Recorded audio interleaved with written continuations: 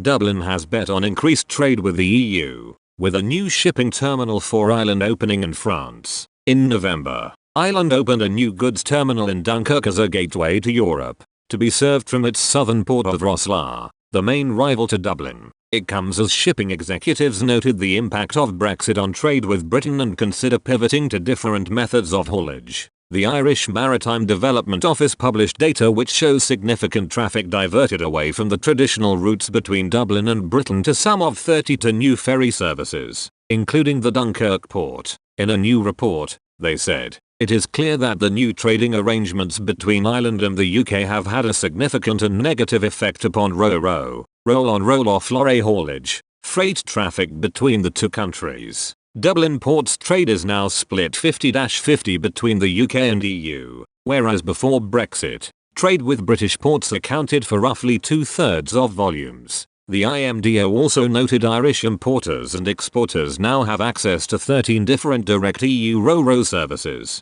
where containers are sent on the back of lorries and roll onto and off ships, up from just 6 in 2019 before COVID-19. The report suggests Ireland-EU traffic was 52% higher in the first 9 months of 2021 than in the whole of 2019. Eamon O'Reilly, chief executive at the Dublin Port Company, told the Financial Times that while ro-ro trade with the UK is declining, lo-lo trade, where unaccompanied containers are lifted onto ships and then lifted off at their port of destination, is becoming more of a focus. He said, when you're going longer distances to continental Europe, lo-lo is more viable because it's cheaper. Mr. O'Reilly also said that, because of the customs red tape introduced when Brexit put a customs border down the Irish Sea, trade is increasingly going to Britain via Northern Irish ports. He noted the volume of ro-ro cargoes in Dublin has fallen by a quarter in the first 9 months of 2021.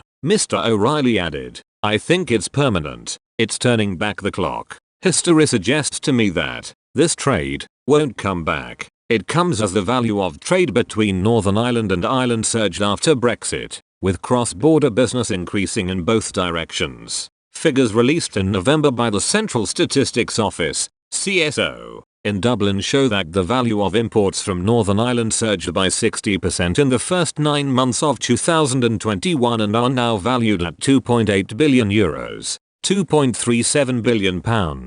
Trade in the other direction has also increased, with a 48% rise in exports to Northern Ireland from the Republic, bringing the total value of trade to €2.57 billion for January to September 2021. Lord Frost said at the time trade between the UK and Northern Ireland had been damaged by the Brexit protocol. Cabinet Minister Michael Gove stressed he was confident the UK would not need to trigger Article 16 of the Northern Ireland Protocol, suspending the current deal. He said at a press conference following a summit meeting of the British-Irish Council, everyone recognises that the application of the protocol at the moment is causing some disruption to trade and is causing inconvenience at the very least to citizens of Northern Ireland. I do believe that there is a constructive approach that's being taken by the European Commission, and Lord Frost has signalled that while, of course, it's always possible that Article the 16th of May require to be invoked, we're confident that we'll be able to make progress without it,